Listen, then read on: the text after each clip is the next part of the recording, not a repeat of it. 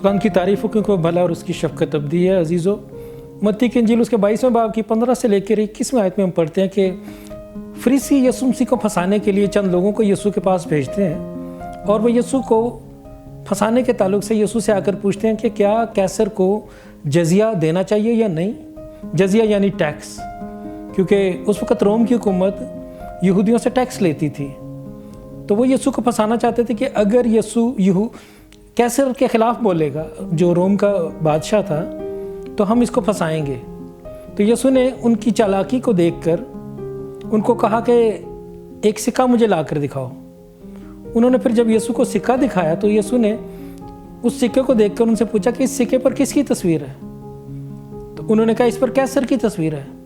تو یسوع نے آگے سے ان سے کہا کہ پھر جو کیسر کا ہے کیسر کو دے دو، اور جو خدا کا ہے خدا کو دے دو۔ اس طرح سے یسوع نے ان کی سازش کو بھی ختم کر دیا اور ان کو صحیح جواب بھی دے دیا۔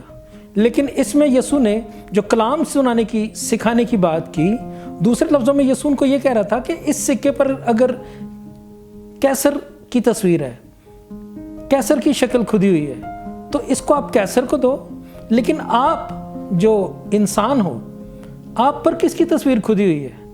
یسوع ان کو یہ یاد دلا رہا تھا کہ پیدائش کی کتاب میں جب خدا نے انسان کو بنایا تو کہا کہ آؤ ہم انسان کو اپنی صورت اور شبیہ پر بنائیں۔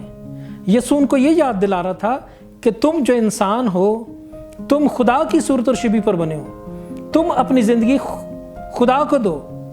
یہ دولت اور یہ چیزیں، ان کی طرف سے اپنا دھیان ہٹاؤ۔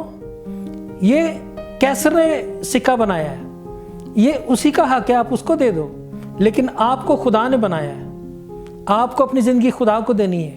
یسوع ان کو یاد دلا رہا تھا کہ تمہیں خدا نے بنایا ہے، تم خدا کی صورت اور شبیہ پر بنے ہو، اپنے آپ کو اس کے تابع کر دو، اس کے حکموں کے تابع کر دو، اپنی زندگی خدا کو دے دو۔ کیسر جس کی بادشاہی میں وہ رہ رہے تھے، اس سے ڈرتے تھے اور اس کو ٹیکس دیتے تھے۔